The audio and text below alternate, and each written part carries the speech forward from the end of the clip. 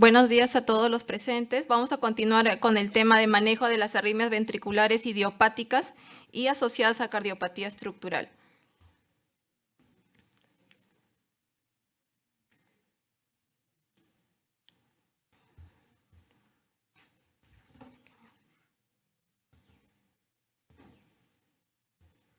En cuanto a las arritmias ventriculares idiopáticas, como el mismo nombre dice, son de causas sin una cardiopatía estructural de base.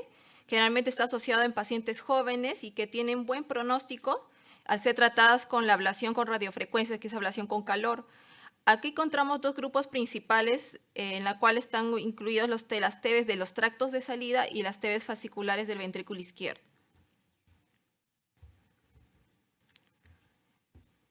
En esta diapositiva, en este gráfico, les coloco los sitios más comunes en los cuales se encuentran ubicados o localizados las taquicardias ventriculares idiopáticas, dentro de ellas las taquicardias de los tractos de salida, la más frecuente del tracto de salida del ventrículo derecho, y luego las taquicardias fasciculares, que son verapamil sensibles, y dentro de ellas la más frecuente, la de fascículo posterior. Y los mecanismos que ya nos mencionaron, los desencadenados son, por ejemplo, los tractos de salida es actividad desencadenada, y lo que es fascicular es una macroreentrada. Ahora vamos a hablar acerca de la TB de los tractos de salida. En la localización más común, les comenté, más del 75% de casos son del lado derecho del corazón, de tracto de salida derecho, 15% del tracto de salida izquierdo. La forma de presentación en pacientes jóvenes, con clínica de que palpitaciones, un 80% de casos, seguida de síncope o mareos. Ahora, este algoritmo es sobre todo para hacer la ubicación o localización en un electrocardiograma, ¿no?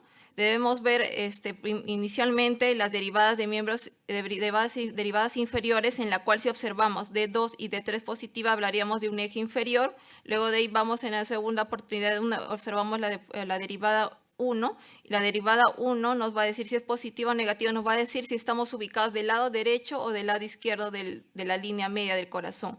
Y luego a seguir observamos lo que es la derivación ABL y la transición de las precordiales desde B1 a B6. Si observamos que es transición precoz, nos estará dando ubicación del lado izquierdo del corazón, y si es una transición tardía, la del lado derecho.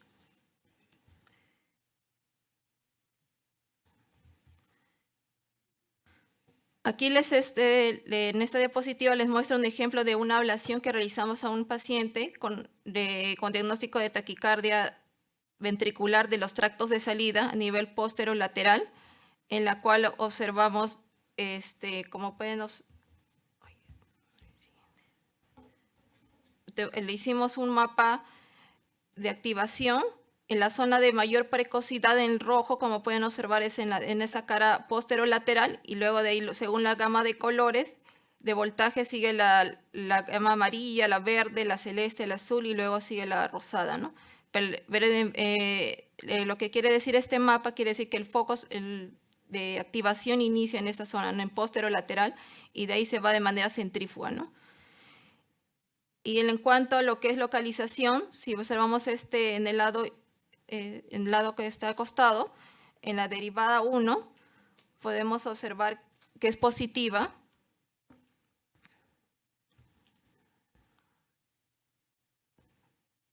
Luego vamos a observar la derivada ABL, que es negativa.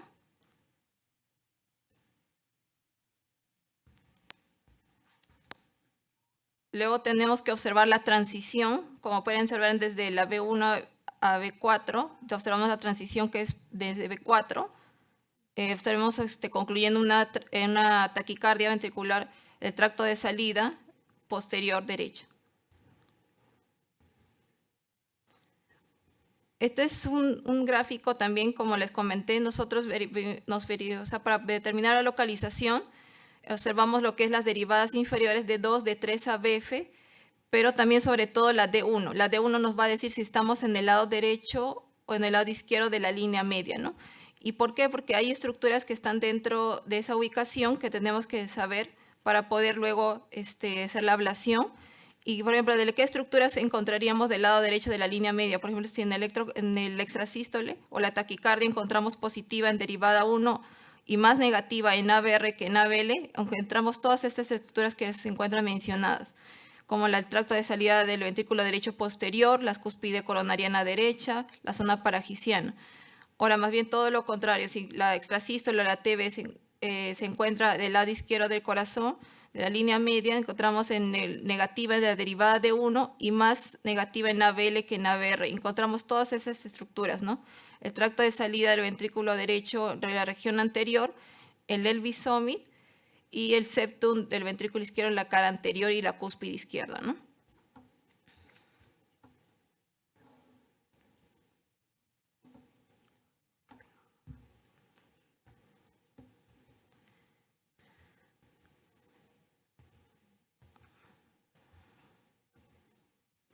Ahora, con respecto a lo que es tractos de salida, les he puesto una caja, un box, acerca de los criterios diferenciales para poder distinguir entre si es localización septal o de pared lateral. Por ejemplo, en la parte septal vamos a observar una ausencia de los notching en las derivadas de 2, de 3 y ABR. En cambio, en lo que es pared libre, vamos a observar la alza presencia de los notching en esas derivadas de 2, de 3 y ABF, ¿no? Como podemos ver aquí, ¿no? En la parte del gráfico, en el nivel septal, vemos esa ausencia de esos notches en las derivadas inferiores de 2, de 3 y ABF. En cambio, en la pared libre sí observamos como una muescas en la parte del QRS de 2, de 3 y ABF. Ahora, en lo que es cúspides coronarianas, ¿cómo podemos diferenciarlas? Aquí también les he dejado un box. En las cúspides coronariana izquierda observamos un patrón en MW en B1, en la derivada V1. Ahora, cúspide coronariana derecha, observamos un patrón de QS o patrón RS en V1. Como podemos observar aquí, ¿no? En el gráfico en el lado izquierdo, acá ahí vemos el patrón de MWM, si estamos sospechando en cúspide coronariana izquierda, y patrón de QS o RS, si estamos sospechando en cúspide coronariana derecha, ¿no? La otra izquierda, los dos primeros gráficos, y la derecha, los dos últimos. Ahora vamos a hablar acerca de lo que es el mapeo y ablación en lo que es la TB de tractos de salida. Generalmente, como estamos comentando, la TB de los tractos de salida se ablaciona en pacientes sintomáticos que ya han pasado tratamiento médico y son básicamente que han sido refractarios a ese tratamiento. Aparte, pueden estar asociados a disfunción ventricular. Y lo que realizamos es el mapeo que ya les mostré, el mapa de activación, que va desde la zona más precoz hasta la zona más distal de manera centrífuga y ahí de manera localizamos mediante el mapeo electroanatómico o localizamos la ubicación exacta de la arritmia. Si la ablación, igual nosotros siempre iniciamos del lado derecho del corazón. Si observamos, sobre todo en la región septal, ¿no? Si observamos precocidad a nivel septal y vamos al lado derecho y ablacionamos y la arritmia no se va, es necesario irnos al lado izquierdo para mapear, ya que son zonas contiguas. Y usamos sobre todo catéteres irrigados. Y la tasa de éxito tiene una tasa de éxito alta, más del 80%. Ahora vamos a hablar de la segunda parte, que es la taquicardia, lo que es los lados fascicular izquierdo del corazón. Mayormente en 10% de pacientes, corazones sanos, la arritmia, el mecanismo principal es la reentrada, la más frecuente es la posterior, mayormente en jóvenes, y los síntomas son las palpitaciones. Que en estos pacientes que realizamos igual el mapa de activación en taquicardia nos permite la localización exacta del punto de donde se encuentra la zona de los potenciales de Purkinje, y también debemos identificar en un mapa de voltaje si hay asociado o no a una cardiopatía estructural, y también utilizamos lo que son los catéteres irrigados y el sistema de mapeo electroanatómico avanzado. Ahora, en esta diapositiva les pongo características principales que debemos ubicar en una taquicardia, en el electrocardiograma de una taquicardia fascicular izquierda, ¿no? Lo más común que es la taquicardia, la posterior, es una paciente que viene con bloqueo de rama derecha, con desviación del eje superior izquierdo, pero también hay otras, hay otros también asociados a otro tipo de fascículos, en cual vamos a encontrar no solamente desviación del eje superior izquierda, sino también desviación del eje inferior derecha. Pero lo principal es que vienen en BV1, vamos a observar en casi la mayoría de todos bloqueo de rama derecha. Y que el QRS va a ser estrecho, ¿no? Comparando una TB con un QRS más ancho. Acá les traigo un ejemplo de un paciente con taquicardia fascicular que hicimos en sala de procedimiento fascicular posterior, en la cual ingresó, como pueden observar, en plena taquicardia ventricular. Se hizo el mapa de activación, se halló la actividad de salida y los puntos de entrada de lo que es los potenciales de Purkinje, y pasó luego a ritmo sinusal.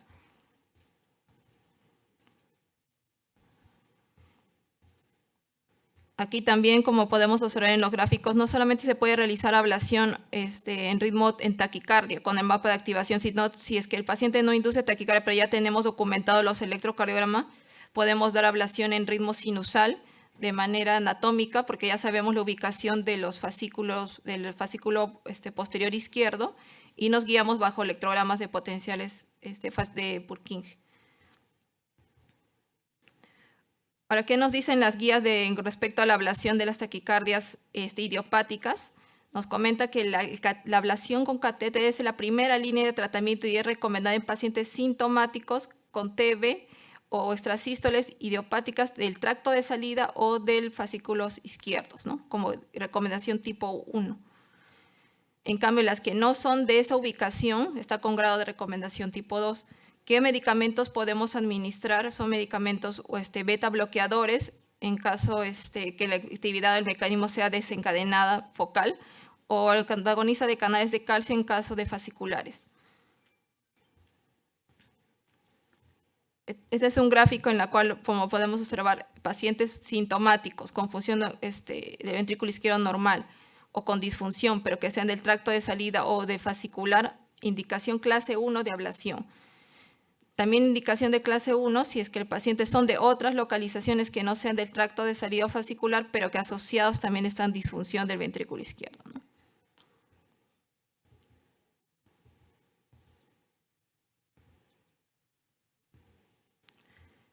¿Cuáles son las conclusiones respecto a esta primera parte con respecto a las taquicardias idiopáticas, ¿no? Para poder localizarla tenemos que observar las derivadas inferiores, la D1, pues ahora estamos del lado derecho e izquierdo del corazón, y sobre todo la transición. En lo que es el mapeo de activación nos va a servir, es muy importante porque nos va a identificar el foco de la taquicardia, de la arritmia, donde se encuentra documentada, y en cuanto la frecuencia de la arritmia por el extractos de salida es mayormente el lado derecho y lo que es fascicular es la posterior, y nos podemos guiar en lo que es en el fascicular posterior los potenciales de Purkinje tanto en taquicardia como en ritmo sinusal. Y recordar que también las arritmias, sobre todo las extrasistorias frecuentes, también pueden provocar miocardiopatía dilatada, que es reversible cuando ya realizamos la ablación. Ahora vamos a ir a la otra parte. Ya hablamos acerca de las taquicardias idiopáticas, que son sin cardiopatía estructural, pacientes jóvenes. Ahora vamos a ir a la parte de las taquicardias ventriculares con cardiopatía estructural, que ahí son causadas de pacientes mayores que ya aportan cardiopatías de base. Ahí vamos a encontrar dos tipos de grupos: las taquicardias relacionadas a las no isquémicas. Dentro de esas están la miocarditis, la miocardiopatía dilatada, la sarcoidosis, cardiomiopatía hipertrófica, enfermedad de Chagas, de enfermedad prevalente en Perú, ¿no? Y la segunda parte encontramos a las taquicardias relacionadas a la cardiopatía isquémica, las pacientes que son portadores de enfermedad coronaria crónica. ¿Cuáles son los mecanismos principales de tipo de arritmias ventriculares? Los mecanismos son de tipo reentrada, en la cual observamos, como en el gráfico, podemos observar cicatrices en las cuales se van a formar canales de conducción lenta, y alrededor de ellos y vamos a observar circuitos, tanto de entrada, de salida y bystanders.